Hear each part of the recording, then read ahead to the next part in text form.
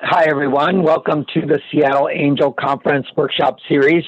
We're on our way to the process for SAC 20. So the Seattle Angel Conference 20 deadline for companies is August 26th. And we will gather 40 investors and hopefully 50 or 60 companies, do a little bit of a dance, and on November 17th, we will invest $200,000 into one of these companies that participate. And we're doing these workshop series every Tuesday and Thursday until the end of August to try to build a common vocabulary around angel investing.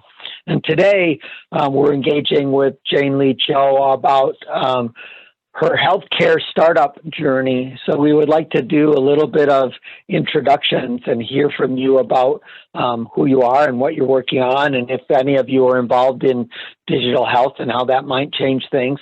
And the reason that we have a healthcare focus is that we're doing a spinoff called Apis Health Angels that is going to be focused on health in January through March. So we're trying to use the same model to engage with a health-focused angel conference where we'll learn about that process. So let's start with you, Elizabeth, and go around the room. Quick introductions, 15 seconds. Who are you? What are you doing now? And how have you been involved in health-oriented or digital health kinds of activities? Hi, I'm Elizabeth Crossnickel, and I am helping Bob Thong and John Seacrest, Jane, and Tiffany start Apis Health Angels. We're focused on looking at how we can support investors who are wanting to explore the dive into healthcare companies or biotech. We're open in terms of our portfolio, and I am also a healthcare provider and running a healthcare startup focused on reperfusion injury. So nice to meet you all. And with that, Jane, if you could introduce yourself, sort of give us the perspective on the very broad way, and then dive right into your talk, and we'll go from there. Thanks, John. I'm going to lean on Elizabeth and John and a few others to manage the chat too. So if there's something that comes up, just interrupt me, because this is an area that I, as you will hopefully hear in my voice and my energy and my gesticulations, that I'm really, really passionate about from a personal, selfishly from a personal perspective. And it's really kind of fallen into line serendipitously. I've been very lucky to be in a space and in a geography where there's a lot of innovation, but with a lot of innovation means there's a lot of silos and spinning plates and moving circles. And so my next kind of interest is really like, how are we going to bring everything together so that we can create this ultimate delightful, if I may, patient experience, or not even a patient experience, but a healthcare consumer experience where patients have choice in healthcare, high quality, accessible, affordable healthcare delivery that has essentially transformed the experience from healthcare done to me to healthcare done by me. And just talking a bunch about the different ways that we're going to do that. But what I landed on was full stack digital care. And we'll talk a little bit about that. My background, I've been involved in several different stages, from growth to scaling a digital health company, care delivery models. All of it has really been kind of focused on the payment model and how healthcare has been financed. Because I've heard too many times of people kind of avoiding going into the healthcare system because it's too expensive, or coming out of the healthcare system with these huge bills and not even feeling better. So that seems to be a separate quote unquote disease, is it's almost the financial toxicity that comes out of being entering into the healthcare system. So how can we move that upstream? And everything's kind of focused on that for me too. How can we move care upstream? Meaning go into the healthcare system when you need it, but also am I empowered to make the right choices when I'm not in the healthcare setting? My background really started in vaccines. I worked for Pfizer for several years. I did a stint in working for a federally qualified health center in downtown Los Angeles. I have a degree in public health, and then also from there took different stints in the vaccine world, from Sanofi Pasteur to travel vaccines. And then I landed in a space where I discovered this group of plan sponsors who are employers, actually, so self-funded employers, we oftentimes find that are really making a lot of decisions when it comes to healthcare because they're the ones who are paying for the healthcare.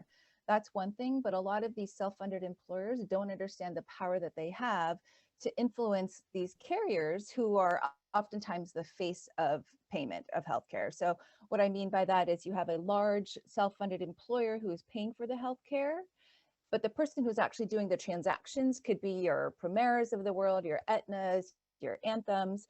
And so oftentimes we as consumers of healthcare think that it's Anthem making the decision, when at the end of the day, the people who are paying for our healthcare, if we work for a large healthcare setting, is actually the plan sponsor or the employer. So the employer is probably the second largest payer of healthcare, the first one being the government, so Medicare and Medicaid. So if most of our healthcare comes from the employer space, I figured at that time, it was a pivotal moment in my career where I said, well, what can I do to kind of influence that space? And I landed on the digital healthcare space too. So I recently joined Teladoc Health by way of Livongo, actually. So I joined Livongo 2 years ago. We went public, merged with Teladoc, and it's been a wild, crazy, really super fun and interesting ride over the past, gosh, it's already July, so it's been 8 months now. So I'll kind of share a little bit about kind of what we're doing at Teladoc, but it's mostly, my disclaimer is a lot of this is one, not investment advice, but two, really kind of taking it from a personal perspective. So I'll just stop there for a second, and then I'm going to go into some slides. And I will weave in there and share with you how I landed at Seattle Angel Conference, and now helping the group stand up APIS Health Angels too. So stop me along the way, unless you're driving. I don't want you to stop. I want you to drive safely. Okay, how's that? Do you see my hamburger? Not yet?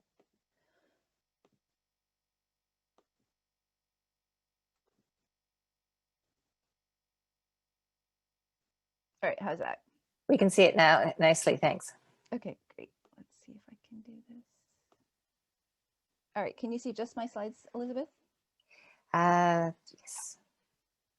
Okay, sounds good.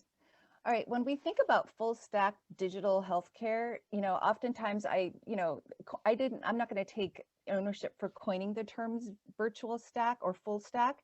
But the reason how I stumbled upon that actually was, how can we develop into a system where things are not in silos, but all of these different interchangeable services are based in one location by one company?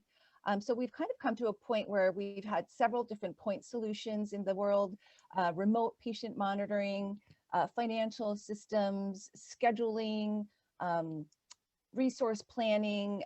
But that means for someone who's operating either a provider group or trying to stand up a provider group, they're having to go to a lot of different places. And oftentimes it becomes, one, laborious and tedious, but two, it can be expensive because of redundancy. So are we at an inflection point where we can actually start to design, we meaning entrepreneurs, innovators, groups and communities of innovators, and people like us who are essentially, I like to call them venture catalysts, right? So as an angel investor, I consider myself not necessarily a capitalist so much, but also a venture catalyst. So how can I really help founders build their teams so that they're ready for the next iteration or next round of funding, be that venture capital or another seed round too. So that's kind of how I view my not quite formed investment thesis, but that's what I'm trying to achieve through my investment goals and the activities that I'm doing to support that. So what the consumer and what the doctor ordered. So like I said earlier, we've traditionally been in a healthcare setting where it's what the doctor ordered, but we've also said things like an apple a day will keep the doctor away. And we've also heard a lot of the term consumer healthcare. And my personal, kind of definition of consumer healthcare really is, do I have choice? Do I have the right information that I need to make that choice to get healthy and to stay healthy? For me personally, that means how can I seek healthcare at home, keep my own family healthy, but that's going to take data and access to data. If you take that one step further, that also means that that data needs to be interoperable between many different platforms, which sounds easy, but it's a very multi-syllabic word. and it's also a multi kind of very high layered and very highly regulated area. So a full stack business, you know, we're all kind of familiar with that, is one that has more than just good integration of all the necessary components to meet our consumers' needs or customers' needs, but it also uses a technological backbone and construct as the foundation for all aspects. And I think we've come to a point, not only through digital health, but our experience throughout the last several years when it comes to what we've seen in the venture world being funded, to see that we are really taking that turn to a technology and data enabled member experience. So if I can think of it and kind of summarize it into real full stack, let's say primary care or healthcare, it really sits into 4 kind of buckets for me. And that's engagement, care delivery, how healthcare is paid for, and then outcomes. It should always start with the end goal in mind and those outcomes. So I'll go through that a little bit. But I wanted to kind of start off with the why, and I've kind of woven that into the past several, you know, discussions that we've had, but a little bit more on that. So today's approach obviously is not working. If it was working, we wouldn't see that our healthcare was approaching 20% of the gross of GDP. Extremely different experience versus other countries. If I were to have a heart attack or break my leg, I can't think of another country where I'd like to have that procedure done. We have the most robotic, you know, exclusive, high quality, and very expensive technologies when it comes to surgery and cardiac procedures. But really, when it comes to before I get to a point where I need those expensive procedures, what happens to me or what can I do? And, you know, I challenge, you know, everyone to think about, you know, is today's approach really working for you? For me, as we saw through the pandemic, today's approach was not working. And so how I define that is we kind of fell apart when offices were shut down. Hospitals were really suffering when quote unquote essential and non-essential surgeries were being prioritized. What I heard from providers were that about 80% of really important, necessary preventative and chronic condition visits were not being scheduled. Either they were being delayed or canceled altogether.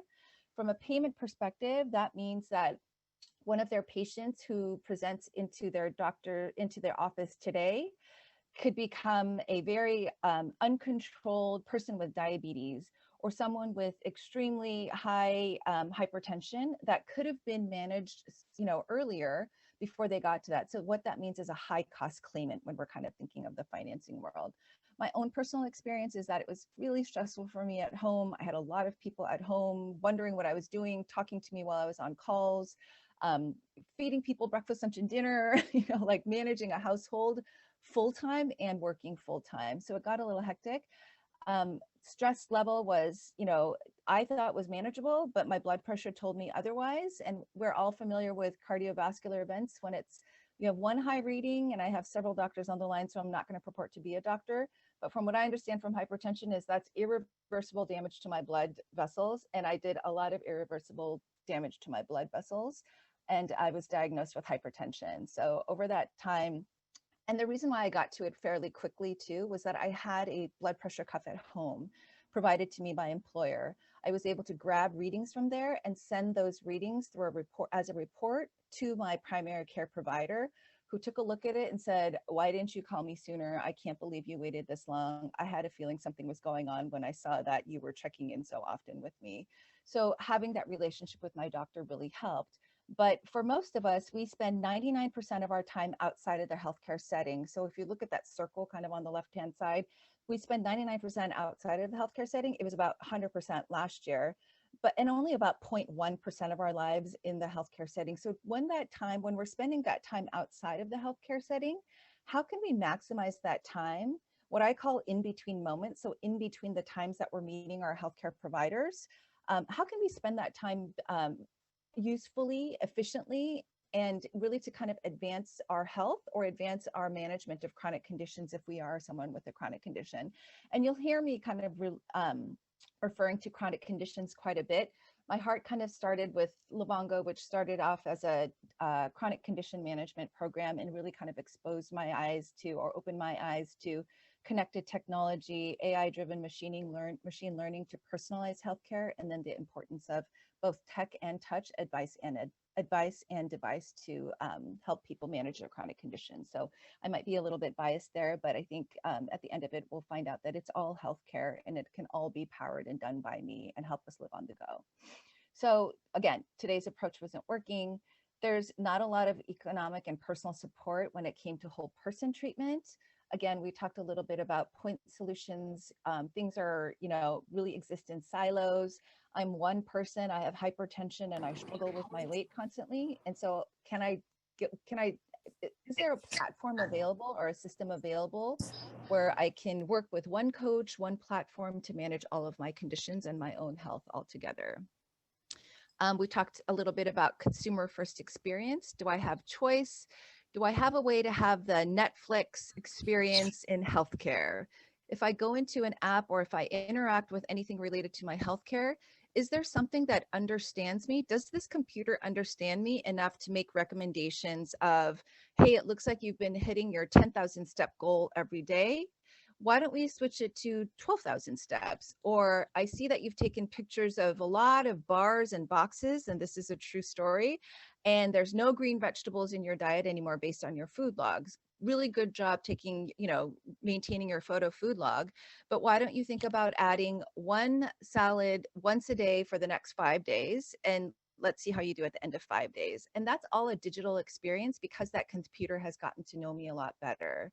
The data is really disconnected and it's out of date. Interoperability is a really big challenge for us. Not going to be solved simply, but if we can create a better environment that's built around our members, can we help solve that or get closer to that solution? Last but not least, I would be remiss if I didn't include all of our important healthcare providers, several of which are on the line here. If you were seeing patients last year, or if you've seen patients kind of in your practice, super overwhelming. Fred had mentioned that he was kind of nudged into virtual care or providing care virtually as a result of the pandemic. But you're likely a little bit overwhelmed and under-resourced when it comes to that. What I like to think about is, you were trained to have these face-to-face, super duper important, intimate interactions based on relationships with your patients. And bedside manner is first and foremost for every provider that I've met, but that's really different than website manner. So having a virtual first experience is not always intuitive, and it's not always kind of what we're trained for as healthcare providers either, or what you're trained for as healthcare providers. So that's part of the problem. Another part of the problem really is the cost. And so, during the pandemic, I spoke a little bit earlier about my stress level. Well, I decided that I did have enough time and I was going to go and pursue an additional advanced degree. And so I actually decided, am I going to go through an MBA process that's, slightly healthcare focused, or can I find something that's really an executive MBA type of a practice that's more focused on healthcare? I was looking in those types of realms, but what I stumbled upon in the meantime was the importance of kind of behavioral science and data-driven behavioral science and behavioral economics. And so I actually just completed a degree last year in clinical informatics at Duke University. And part of what that exposed me to, earlier I talked about my passion when it came to healthcare financing, was what are the challenges here? Like, is someone going to stop at some point and call it something and so we can solve it, right? And so throughout that process, kind of digging deep into how healthcare is financed, not only from an outpatient or provider perspective, I talked a little earlier about plan sponsors, but when it comes to technology and how can technology increase productivity. And there was something really interesting that I just haven't seemed to have gotten out of my system yet, but it's something called, like, famous economist Baumol, called the Baumel's cost disease. And if you can see on the chart on the left, humor me for just a second, but what that really shows is that over time, have we seen certain commodity industries that have improved in productivity as a result of technology, so that they've become more affordable? Let's say computers, technology, hardware, shoes, clothing, those types of things. As technology has been integrated into those industries, we've seen a drastic switch to a more affordable choices for consumers. There are certain industries, and you can see them right at the top there, they become more expensive. because regardless of the technology that's also implied or, applied on top of that, textbooks, college education, childcare, even certain things like, entertainment and performance arts, regardless of how much technology is applied to that, and I mean live performance art. So regardless of how much technology is applied to those industries, we see that those industries continue to increase. Now, is there a solution, or is there a quote unquote cure for this cost disease? I think we're constantly looking for that cure and what that could be. I'd like to kind of, challenge us all here today to think about this a little bit. How can we actually take technology and turn the tables around and actually grow it to a really useful kind of a catalyzer, so that we are impacting and bending that cost curve when it comes to healthcare costs? So that's something that I think about quite a bit, and would love to see kind of what your thoughts are on that. I've landed on, like, can we see a more virtual, full stack digital healthcare experience? So I'll stop there before I bore you all with my, my little interests here. Any questions so far? Any comments, mostly, I think, is what I'm looking for.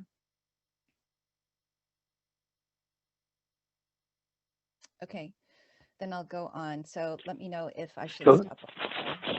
So these are a little bit on the general side of what you would like to see, and I see a lot of this evolving in a lot of places. We see that the United States is number 37 on world healthcare systems. We see that Estonia has had a digital informatics model for all 100% or 99.9% of their government services, including their government services in healthcare. And so there's other parts of the world that are way ahead of us on the goals that you have in terms of seeing that.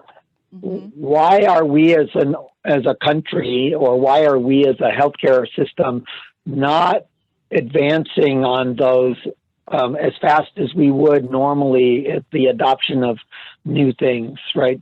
If it weren't healthcare, a lot of those things would be showing up in our processes here.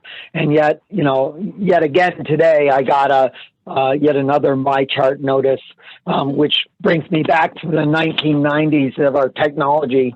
And so I'm really frustrated with my customer experience with the healthcare system, and I find my Estonian healthcare much, much more interesting. So why is that adaptation not happening, and how are you approaching that kind of systemic change barrier question?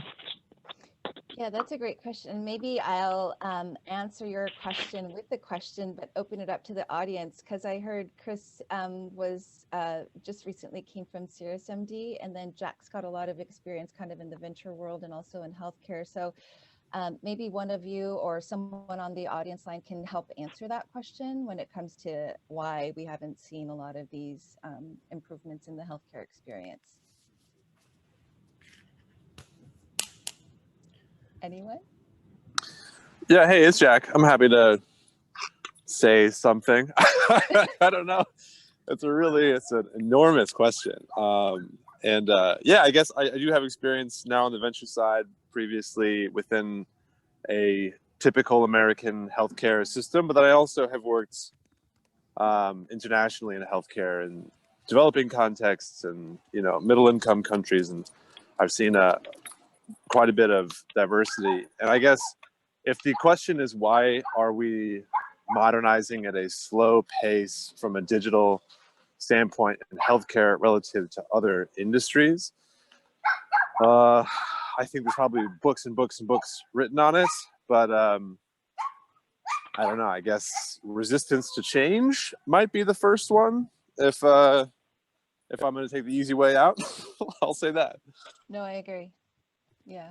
Yeah, but there's systemic structural barriers, I think, that make it beneficial to someone for us not to change. And there's other countries which have got different structural systems that allow them to move forward on a much more interesting pattern from an experience point of view. Anyway, I'm interested in Jane and engaging in her perspective on this whole process. Yep. So let's move on. Actually, from my point of view, just as a consumer, just like you, I do have a lot of notification fatigue too. Like I'm constantly getting notifications, check this, check that. And that's actually that redundancy and that inefficiency, I think, is part of the reason why we just haven't been able to move very quickly, is that everything kind of exists in silos. So as you can see this slide here, really, we've made huge advances in each of these digital health arenas, and the funding support them have really skyrocketed. But there's a lot of white space in between each of those silos, as you can see too. So each of these pillars are super important. Earlier, I talked about like the outcomes, the care, the engagement, those are all important, but have those all been woven into each one of these platforms or each one of these columns that you can see here? I would say yes, but they haven't been stacked on top of each other, so there's efficiencies built. So there's just a competition between, you know, mobile health versus health records. Should that be the same, you know, experience for me? Definitely. If I go from my health to, you know, my own experiences, you know, I am with a, you know, kind of a smaller, I'm a member of One Medical, let's say, and I also have seen a provider at Sutter Health in the Bay Area, and also, you know, smaller providers up in the Pacific Northwest as well. But each one of those has a different system. So I have two separate accounts within my chart as well. So that I don't understand. So that kind of that redundancy or that lack of connection has a lot to do with kind of the inefficiencies that we're seeing here. And we may even see, like, I'm not as familiar with Estonia, John, but I do have families overseas in Asia where there's one payer for healthcare. There are some private health insurers, but when the government has paid for most of the healthcare in a socialized medicine country, there seems to be a little bit more when it comes to efficiencies there. So one place to get your healthcare, one payment system, one record, that's all interconnected and all kind of speaking to each other. So even when a provider enters into quote unquote my record or my relative's record, he or she can see all of the records for all of the healthcare that has been my entire medical history or my family's entire medical history. So I think that might have something to do with, you know, why we haven't seen those dramatic improvements when it comes to our systems at a systemic level is the payment system. I think, you know, are we due for a huge payment reform? I think we've been talking about it for a long time, but also is there a way to incentivize each of these point solutions that we're seeing to interconnect and talk to each other and maybe build upon each other? And so that's kind of where I'm leading to. So just really quickly here, advances in each one of these to support different arenas. We've all seen like the huge increases when it came to venture capital funding. Through 2021, we saw like about $66 billion have been raised by digital health companies since 2010. And it's only increasing from there. This comes from Rock Health, a great resource based in the San Francisco area. They do a ton of really great research when it comes to the funding area of digital health. I've learned a ton about them. They have some great conferences too, but their reports are available. So adequately kind of referenced here, but overall we'll see that funding in Q2 was $2.4 billion, 33% higher than the $1.8 billion quarterly average for the prior 3 years. So the pandemic kind of shot us out of the stratosphere when it came to funding for digital health, but with it will come a lot of kind of additional challenges that we'll see. Again, from Rock Health, you'll see here some of the most funded deal propositions or value propositions and top deals really started with on-demand healthcare services as a result of telemedicine. Our experience here at Teladoc, we saw about in the first 5 months of the pandemic, we saw the same number of telemedicine visits that we saw in the past 5 years. So there was nothing that we could have done to prepare for that, but we were at a position where we could scale quickly because it was built on a really solid system too. And Chris, please share your experience at Cirrus Health too, Cirrus MD, because I'm sure it was pretty similar to that. Other on-demand healthcare services that we've seen are Roe, for example. They recently acquired a couple of really great players, Modern Fertility and WorkPath, which is taking phlebotomists into the home to collect blood samples or lab samples so that, again, patients aren't having to go into the healthcare setting. They're more empowered to stay at home and really seek healthcare. Over on the left, it's just huge. Digital health funding is giant when it comes to venture capital. And I'll stop here for a second because this really defines my own personal interest in the angel investing world. Is how can I take it and how can I look at it, even before a company is ready to get into the venture capital world, before their seed level, before their first round of funding, to really help them and really maybe influence what they're looking at in terms of long-term vision. And what I mean by long-term vision is you're not going to exist in silos. You have a fantastic product.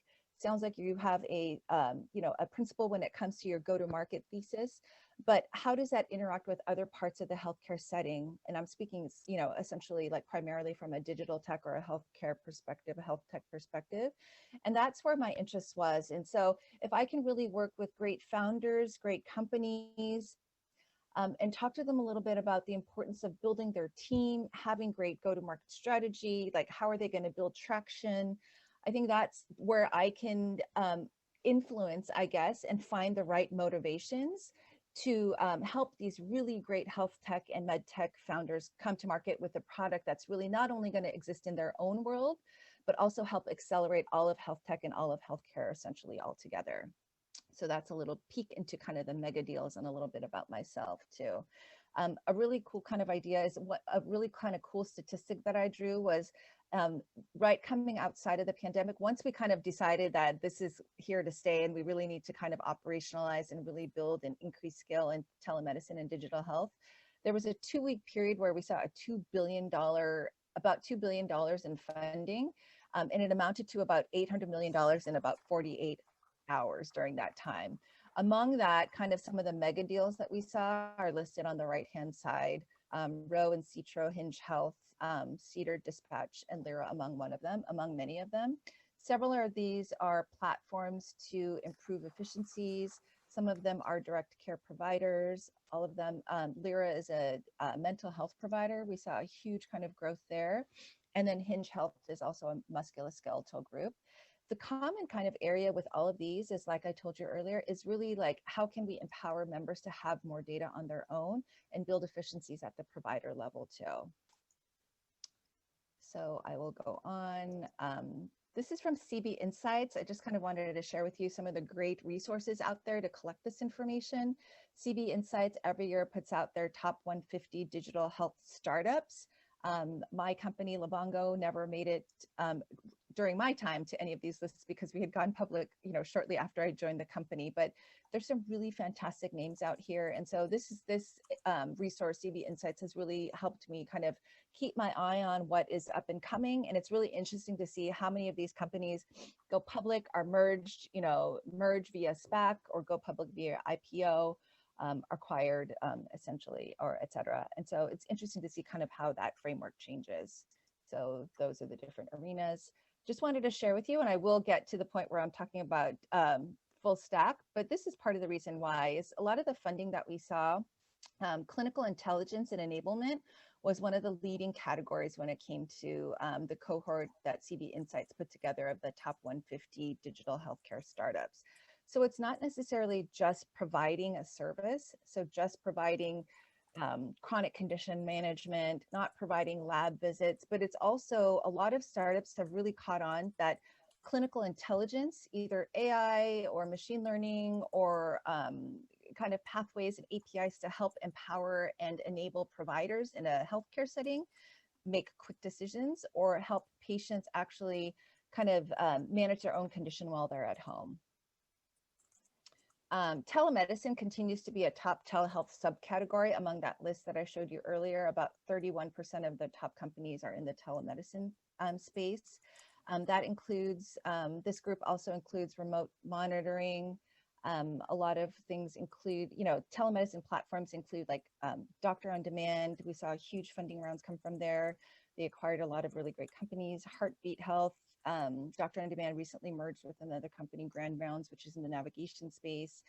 Remote monitoring, we see a lot of things happening in remote monitoring and not just in diabetes. Aura Health is a ring company that's really collecting information about your sleep. I love my Aura ring because I like the data that comes out of it. But kind of the consistent theme that we saw from a lot of these is really the data that's coming out of it and how we're able to use that data, or how they can enable that data. Again, that really builds on this full stack experience too. So how can I grab data from disparate sources, use it in a way and digest it in a way and apply it back to the end user so that it really enables and it provides intelligence as to how they can get to healthy and stay healthy too. So this is kind of just a couple of thoughts that I had about the demand for data. Healthcare entities are under increasing pressure to implement technology and allow access to their patient data. So in full transparency, my husband is actually a manufacturing engineer at Google.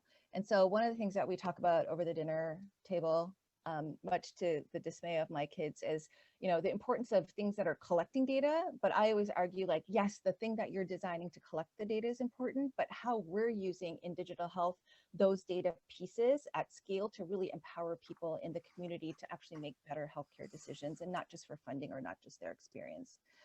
So here we are, full stack digital care. I think we're coming out of a record-breaking year in terms of digital health funding, the number of volumes and the deal size.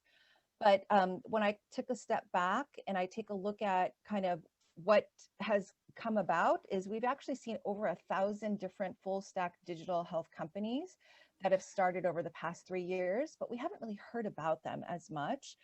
Many mature digital health companies now operate at the same level of scale as well-established provider groups. So a completely virtual healthcare system or a virtual health clinic, we're really seeing the rise of that. I spent a little bit of time, about 4 years, with a company called Crossover Health. They provide on-site, near-site, employer-sponsored healthcare to the likes of very large self-funded employers. We worked with Comcast, Facebook. They've recently been in the news. They're providing health care delivery to Amazon. So a bunch of different clinics across the country. But at that time, we were building still that brick and mortar kind of experience too, based on a relationship. When I left that company, we were really kind of looking at it from a perspective of how that healthcare setting was going to be financed, so how the employer was going to pay for that healthcare, but also how about everyone, all of their employees based across the country and maybe across, you know, around the world, that were not near a healthcare setting or not near a healthcare clinic, one of the on-site clinics or near-site clinics, and how we can enable them and give them access to those clinics too. So we saw a huge kind of, there is, you know, even within the same company, they were really developing a level of scale and mature digital health kind of experience for their own members that were already part of their healthcare setting. So some of the groups that you'll see that might be familiar now are Devoted Health, City Block, we've heard about on the East Coast. Carbon Health recently, they made the news across the country. They were enabling a lot of vaccine clinics across the country.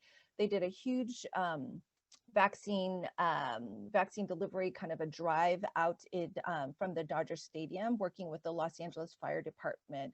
So not only are they not only are they enabling a lot of scale and comparisons when it comes to equal care, when it comes to well-established provider groups, but it's exciting for me to see someone who came out of the public health arena, to see the merging of public and private entities coming together thanks to digital health.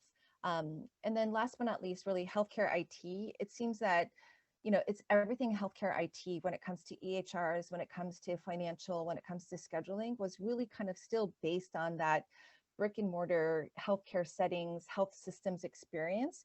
And so my own experience and what we're kind of seeing out in the field is really healthcare IT, it really hasn't completely hit the mark. I would even venture to say it's failed to meet the mark.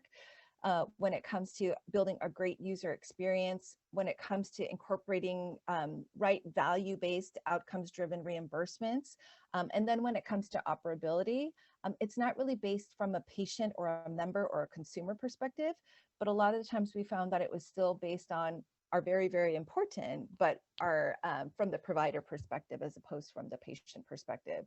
So these companies that you see here and the 1,000+ companies that we've seen in the full stack digital arena are looking for ways to build around the member experience or build around a coordinated healthcare setting around that member. And so that's kind of my interest around digital health. These are some of the new stack companies that are virtual first. So a lot of the things that we're talking about when it comes to telemedicine, this is not a new term, but we're talking about a digital front door. So how can a patient, a member, someone with a chronic condition, an employee, a consumer of healthcare, how can they start with a digital front door experience and then essentially have a way that uses predictive pathways and AI to really help me walk down a quote unquote digital hallway where it gives me advice digitally, helps me make proper choices. I have a team that can actually look at my records and invite me into a room that is about wellness, or a room that's around physical therapy, a room that's around specialty or complex care. And then when I need to enter into the healthcare setting, makes those recommendations for me and provides a means that I can schedule that appointment without ever having left that digital front door or that digital experience too. So that's the experience that I look for personally. And that's the experience that I love to see some of our groups that we're funding from an angel perspective really grow into, is how can we cooperate together or build that own new tech stack, excuse me. So 3 different buckets kind of I look at, and I leaned on this one of our largest venture capitalists that we've spoken to recently, or I've spoken to recently, kind of built this. But, you know, are we looking for elements of combining back office, clinical operations, and then front office experience, so that those elements are really not disparate or separate experiences, but all together. And so that's kind of what I look at when I look at health tech and med tech, is not only how great this one company and this founder is, but how can this company prevent further redundancies or duplicity in the existing healthcare system and really serve to catalyze or accelerate kind of that digital forward experience. So if I can kind of think at a really high level, are we looking for digital companies, or I'm looking for digital companies that can be the next Plaid, Stripe, you know, AWS, who can really kind of abstract out entire levels of infrastructure. And there are companies out there that are allowing providers to be providers. So no longer will providers have to think about billing and scheduling or resource planning, when a company on the back office kind of column there can actually do that. So Eligible API, or Eligible, is one of those companies that's really bridged kind of the insurance world, or the eligibility when it comes to medical claims, medical carrier, medical eligibility, to how they're accessing healthcare too. So happy to talk about those a little bit more too. In that middle there, that clinical kind of space, what we've seen a lot about are data interoperability, care coordination, pharmacy labs, and of course that remote monitoring is really helping to accelerate or to build efficiencies into clinic operations. And then that third bucket is front office. Are there digital health companies that can improve triaging, marketing, payment, and scheduling? Of course, scheduling is a big deal for me. It's a pain point for a lot of the health systems that we're working at. Can you make your appointments on your own on a app or on a website, or do you have to stop what you're doing, call someone, and actually make that appointment? Hopefully those are the days of the past, but those are kind of the efficiencies that we can build in through a digital health experience. So what does success look like when it comes to that? Jane, yes. Sorry, just on the slide that you had beforehand. Yeah. Fred made a comment in the chat. I had actually mentioned that Harborview has Cerner and Epic, and from a provider standpoint, there's difficulty with interfacing. And how will 1,000+ companies connect? He commented that the challenge of the platform is that the consumer or patient doesn't choose. It's the provider system that chooses, you know, Epic for larger systems, a multitude of others for smaller systems, and interfacing is improving as the networks coalesce. So you actually have demonstrated in here just, we're only talking clinical operations. We really haven't talked back office and front office. And so when you start to put those other organizations together with the 1,000+ people who want to do this, it makes it way more complex, doesn't it? It makes it extremely complex, not only for, you know, what I wanted to land at was what we call the triple aim when it comes to healthcare, really cost, quality, and population health. Are we improving the health of populations and not just personal, but it has to be done from a cost and a high quality perspective too. We can never, you know, forget those elements of it. But now we've kind of moved into what we're calling a quadruple aim when it comes to healthcare. Are we really focusing and our laser focus on this quadruple aim? That last part really is the provider's well-being, because if you're providing the healthcare, whether it's digitally, virtually, or in person, we lean on you as providers or as healthcare settings or as healthcare systems to really, be at your best self when we come to you for that care. So I'm going to do as much as I can before I come to you. But when I do need your help and I need your clinical wisdom and I need you to kind of validate what I've been doing while I haven't seen you, do you have the systems in place to actually be that best provider that you can be? And, when I did my degree at Duke, actually several providers were in the room with us, and we went virtual during the pandemic. We went from an in-person, setting to kind of, having to do all of our classes virtually. But several of the providers shared in that same experience, Fred, that you mentioned, is that I have notification fatigue. I can't have all these things, dinging at me when I'm just trying to see patients, and I don't want to look at my screen all the time. I really want to have this interaction with my patient when they're in the healthcare setting with me, when they're sitting in my office. So is there a silver bullet when it comes to all of those entire experiences? I wish I could say there was. I think what we can do right now, from my perspective, is really kind of find ways that we can influence that. So it's not going to go from 0 to 180 completely solved, but I'm a big proponent of nudges, right? How can we nudge ourselves and kind of move the Titanic slowly, but definitely in the right direction? And I think these digital platforms will help us get there, but it is going to take time. It took us a long time to get here. It's going to take us a little bit, not as much time, but as we build in these efficiencies into the workflow, into the supply chain, into the member experience, I think we'll find out together, it'll be a 1 + 1, like a compounding effect too. I'd love to sit like one day, like not now, obviously, but kind of sit in the, stand in the shoes or, be in the shoes of someone trying to provide care in this really multifaceted, really siloed approach to care. Because I can only imagine what those challenges look like too, especially when it comes to EHR, right? Cerner versus Epic versus all of these smaller providers. And then last but not least, really is like, how are we, you're really dependent on, reimbursements. So that's another thing that really kind of is another area that I'm really kind of perplexed by is, if you're providing care, should you be, incentivized by the right, should your motivations and your incentives be really driven by the right, quote unquote, thing would be the outcomes and better health. But, from a provider's perspective, you lean so heavily on being reimbursed for the care that you've already provided. Like there's not a lot of industries or not a lot of services that I can think of that are kind of in that kind of a payment model, right? Like when I take a flight, I've already paid for it. So I don't pay for it after I've gotten off the plane. When I go shopping, Amazon's not going to send me something and then make me pay for it later. They want their payment, up front.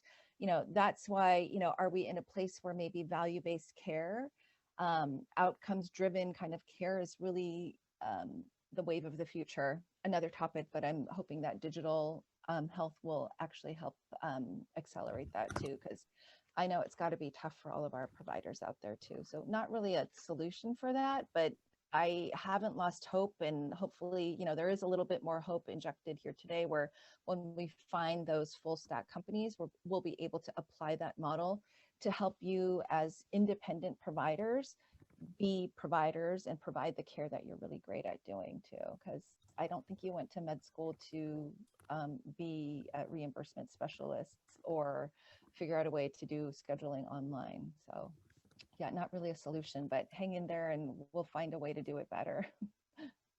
Well, good. And that's a perfect plug for Chris Sackman, who is going to be talking on the 22nd about payment models. Love and so maybe Chris has been in and out, I think, with some data connection things, but maybe he can speak to that just in terms of his, oh, there you are. Yeah, here I am. Yeah, it actually wasn't exactly data connection. It was my laptop ran on money out of power, and I was inadvertently locked out on my porch, so I couldn't come in and plug in. So it was a rather low tech problem. At any rate, yeah, no. So Jane, I really appreciate and was really interested to hear this. I'd love to connect offline because I think we'll have a lot to say to each other. I'm looking at things in a very similar way to you. But what I'm going to talk about next in a couple of weeks is about, how can we think of the business? Well, I sort of start with the premise that we have this massive economic structural mismatch in the industry, which is that it's structured like a B2B industry. And, we negotiate, and not just any but a very heavy duty B2B industry where, United and HCA get together in a room for 3 years and hammer out an agreement. And that's how they transact. And I've done those. I've negotiated some, like, baby versions of those agreements can take a year. But it's not a B2B industry, is it? It's a B2C industry. It's the ultimate B2C industry. And, until we can give people agency back over maybe not all of those purchases, but some of those purchases, and treat it like a regular industry rather than, something where, like, we're buying aircraft carriers, we're not going to really address the fundamental problem. And providers don't have any agency either. The individual doctors don't know what they're, they have no idea what the cost of the services is that they're providing, and they really have no way to know. So true. And so I'm sort of looking at this, at the subset of digital health problems that can be solved, and not just digital health, but just health problems, by rethinking how that interaction should happen.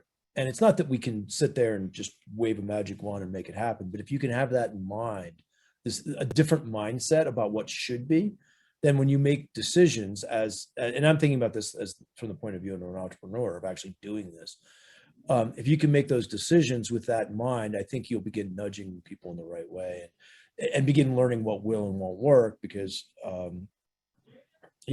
like any good entrepreneur, you have to get out and learn. Even in this industry, you have to learn what works, and it's not going to be the same thing for every person or every population. What works, in an affluent neighborhood in Los Angeles won't work in a non-affluent neighborhood in Los Angeles, which certainly won't work in an Indian reservation somewhere, out in Arizona. Right. Navajo reservation in the Navajo Nation, for instance. And so it's, and what works for a 25-year-old is not going to work for a 55-year-old, will not work for an 85-year-old. So there, but the good news, I think, is that we're really good in this country at solving issues like that in other parts of the economy. So we have the talent to figure this out over the next, years or decades. And that's what I'm going to be talking about. That sounds great. Thanks very much. I'm going to go to Lucas's question now, which is actually, and it fits a little bit on what Chris was saying about, knowing what it is that the information that people want and how to change it from a B2B to a B2C. But where do you see large organizations like Microsoft, Amazon, Apple coming into the healthcare space? I mean, they really have this whole sales effort in terms of B2B and B2C, and should startups align relative to those directions of these new companies coming in, or not new entrants, I should say. Yeah, that's a great question. Chris, do you want to take a stab at that? Actually, I think that might be up your alley too. Well, yeah, it's interesting. I think the large entrants are going to play specific roles in this, and I think they're all figuring it out too. I mean, Apple, I think, has might have at one point had ambitions beyond their core use of hardware, but I think they're going to sort of now focus on things you can do with an Apple Watch and other bits of hardware, and that'll be part of the play for some people. Google, I've heard that they're backing away. I'm not sure that's true or not, but at any rate, they have an interesting conglomeration of things. They have a competitor to Livongo under their purview, They do. but they are by and large Where Google would make a lot of sense for Google to play is in the data, is in the use I of agree. data Yeah.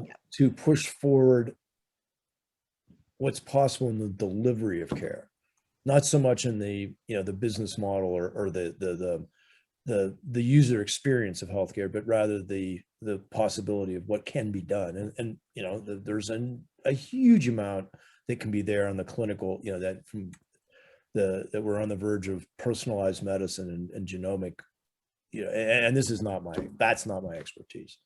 You've got Microsoft, really trying to help large incumbents with new and advanced data products and cloud computing in healthcare, and that's great. And then you got Amazon, and Amazon, they may be the 800-pound gorilla that has the capital and the reach and the ambition to actually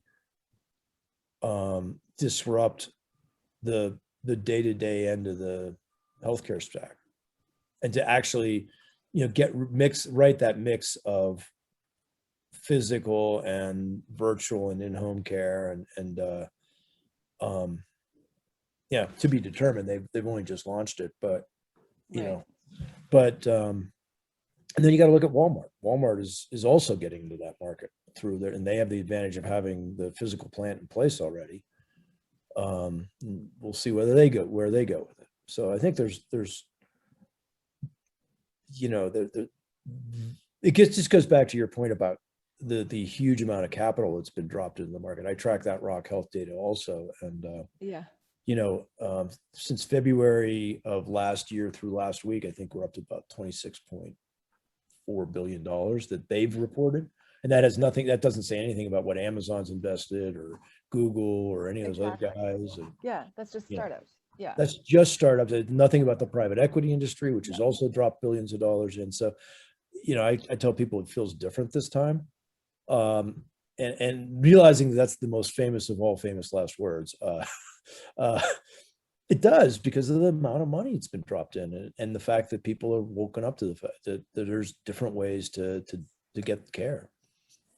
So no, I love that. And I'm truly kind of why I still kind of work in the kind of the startup or this space is really, I still feel like we're looking for that disruptive innovation, right? Like, I don't know if I love Clayton Christensen and kind of what he's talking about, that innovator's dilemma, but like, are we really looking at true disruptive innovation when Amazon's really kind of doing a version of what Doctor on Demand and Amwell and Teladoc are doing? I don't know about that, really. It's, is it truly really changing healthcare in a way that needs to be changed in order to build efficiencies and create a better kind of hit that quadruple aim?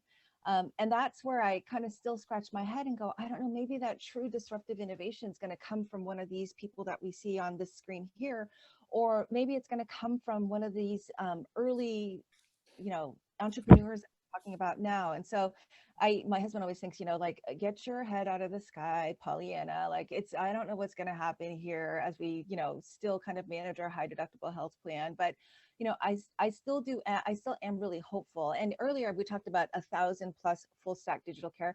I didn't really say 1,000+ successful full stack digital health companies. So I think that's what we're looking for, is that truly disruptive innovation, but really kind of not really entering into a world that's really going to detract us again and create other problems. An example is Epic. We did a lot of digging into what Epic is at the end of it, and really it's created a system where people are really dependent on Epic. Is that really going to solve healthcare if they're going to hold on to all of the data? And me as a patient, I can't really extract that and go on to the next provider. That's not a wonderful experience for me.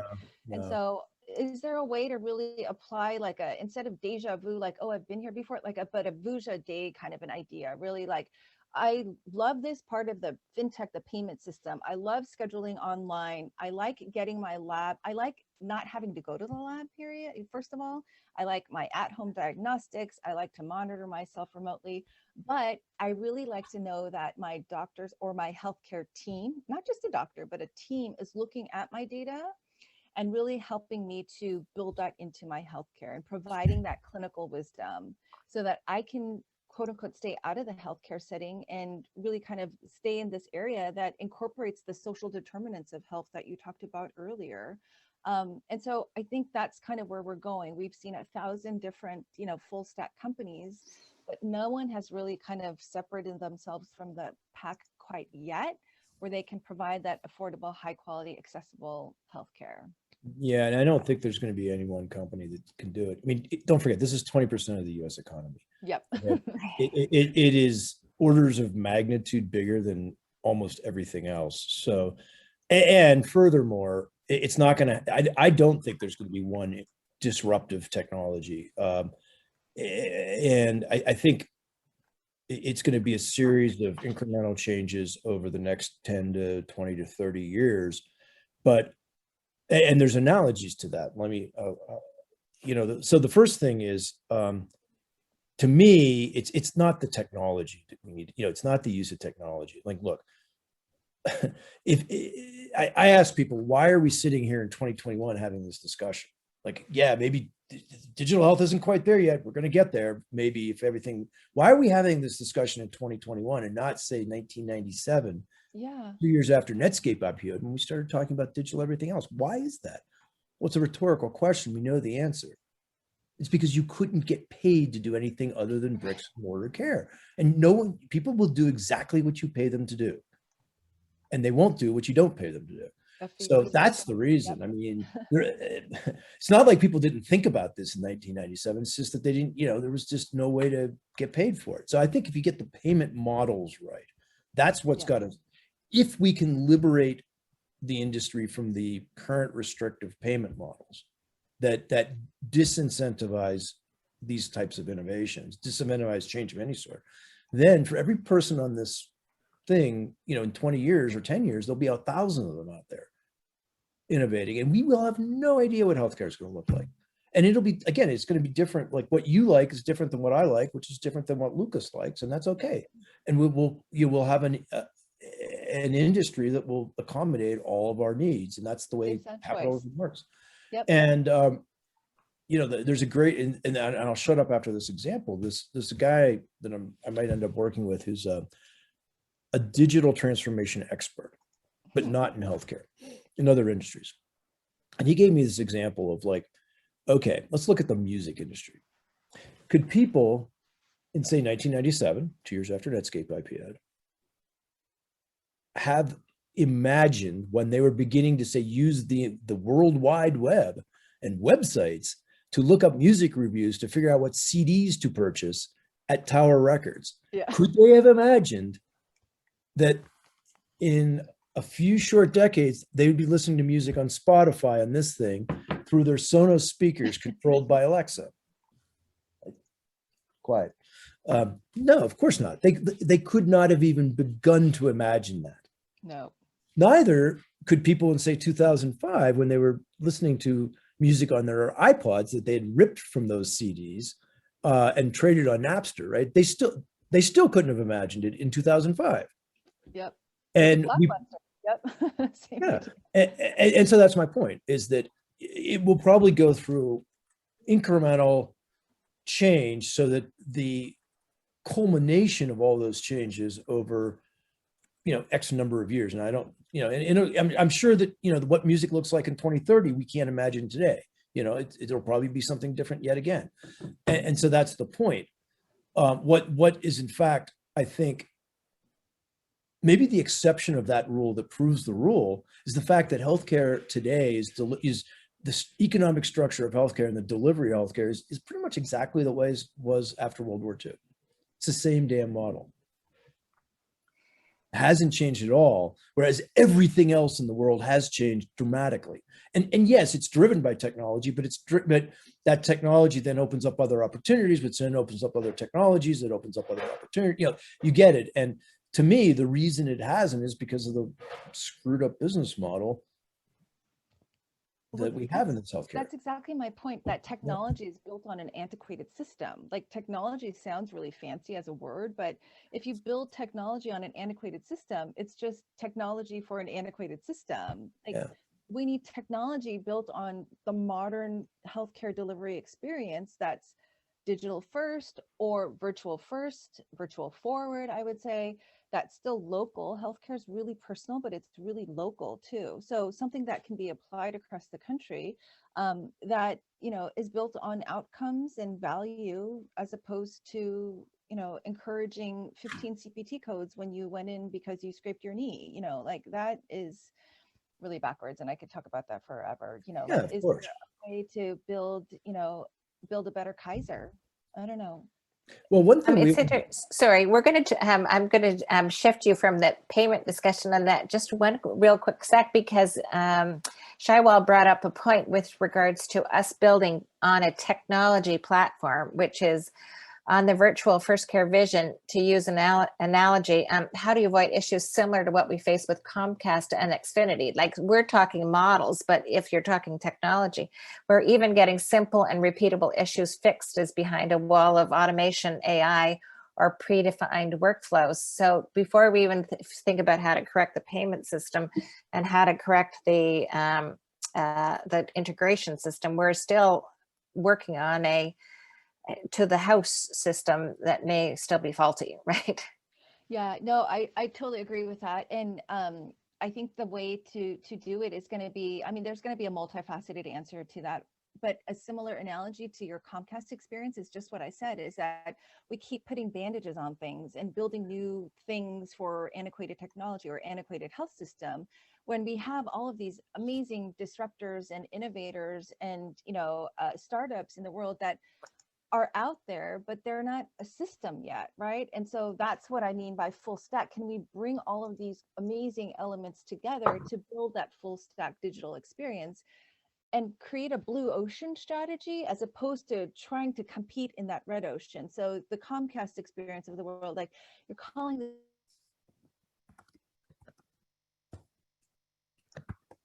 Oh, I think she's going to come back, but she did say that she was at her aunt's, so maybe she's got a weak connection problem here.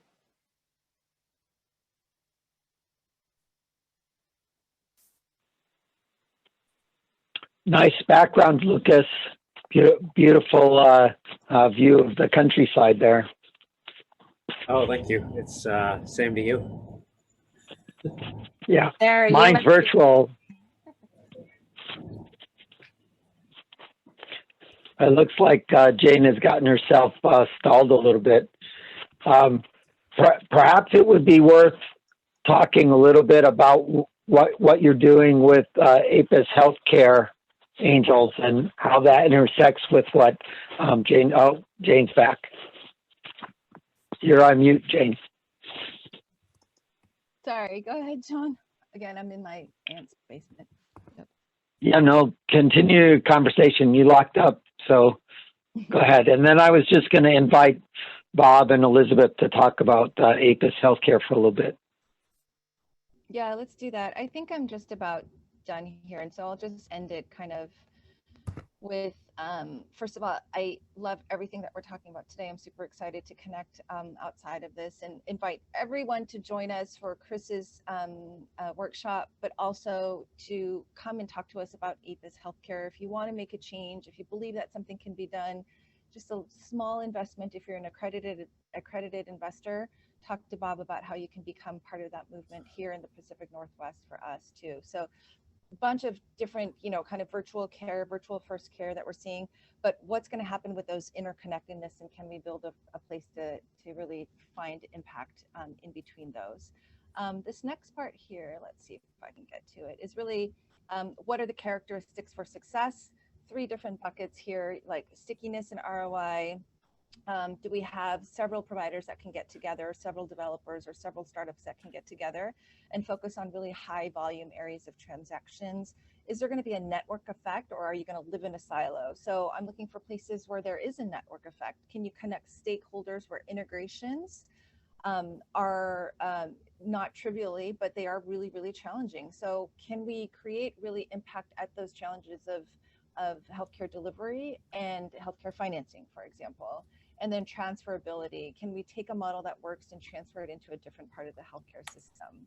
So this is my dream of a full stack enterprise virtual care system. It's not just at home with remote monitoring. It's not just point solutions with devices, but it's really building a new operating system. So Shaiwal, I love what you said, right? Like, are we just creating more problems with the problems that we have, or can we build an entire new operating system? And I think that's what I am starting to see kind of the visions of slowly but surely as we see a lot of these consolidation happening out in the marketplace. And originally that's kind of the title of it. Like, it was innovation, then specialization, and now consolidation.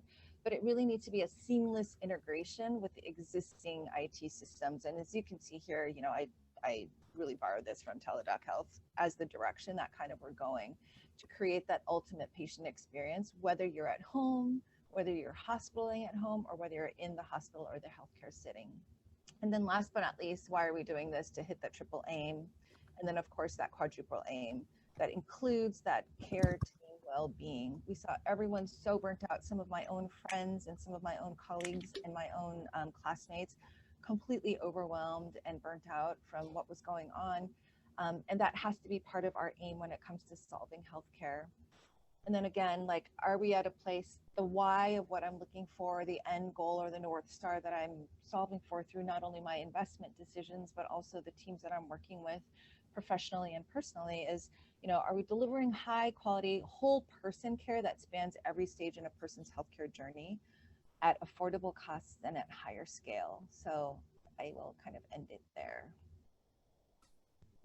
So Bob and Elizabeth, why don't I pass it to you? And I'd love for you to talk to us more about APIS and see if we can gain a couple more recruits or interested conversations over here. Thanks, everyone. Jane, that was fascinating. And some people joined us late. And so I will tell you that we will make the recording available to you when it is processed. And so you can catch up on what you missed. I also will say that we could not have asked for a clearer explanation of the integration. Jane, I've never heard you speak on things like this. And so I just was really amazed about how you pulled things together, how thoughtfully. But you also did Bob's and my job really in terms about what is APIS about, which we're all, there's a planning team of Jane and Tiffany and John, Bob, and I, and we're really actually interested in making the influences to nudge the health system in a way. And we're doing it by two ways. We're doing it by the opportunity to do micro investments and in companies that are actually working towards making changes. And we've got some people on the team here who are actually investors in that space, who are participants on our call today. And we've got some companies who are looking to join us. So I would say we're all making that nudge, both from an education perspective, but also from an investment perspective. And Bob, maybe if you want to jump in here. Yeah, no, absolutely. I want to second, I've never heard Jane speak. I've worked with her this past year or so, but this is definitely enlightening, and we definitely should have had this a year ago to explore all the topics. No, I mean, I'm involved with APIS, and my task is, in addition to get it off the ground, is to get more healthcare providers involved, not only in the angel space, but just in connecting with new technology, founders, being a resource for them. You know, my experience with SAC was that there wasn't a lot of healthcare providers there, even in the angel space. since 2020, of course, I saw more and more health tech startups present, some of which are early, which is who we work with, but they sometimes don't even have a clinician that they kind of run ideas through. Just, a 5-minute conversation that tells them, hey, you should go that direction. We're not going to use this technology that you're using, or hey, help us here. And so in addition to APIS being what it is, we hope that it's going to be a resource for founders to reach out to literally just say, hey, can I have a 10-minute conversation with you? You're busy, we're busy, but to have that resource available. So we're hoping that that our inaugural event will bring out a lot of people.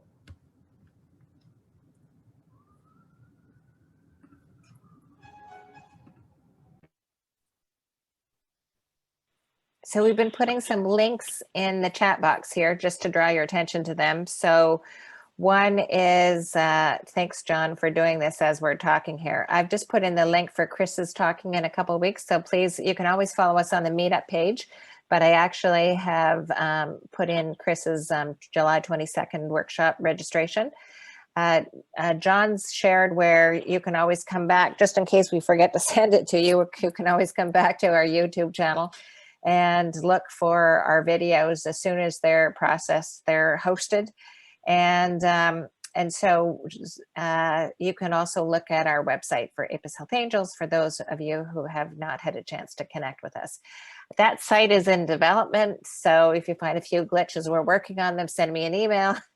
But mostly what we are trying to do is to actually network with people and tell, we'd like you to share with your friends that this is going to be a super opportunity for education and for investment, where you understand a little bit about what is it like, how do you pick out of those 1,000+ startups, which ones would you want to invest in, which is a good company and which is something that doesn't have perhaps the, as Techstar says, team, so doesn't have the team that will actually drive forward as well, maybe doesn't have an integrated idea in terms of their product fit, or that they're going after the wrong market. So we'll help people work on understanding what are those investment theses that are important as you're looking at investing in healthcare.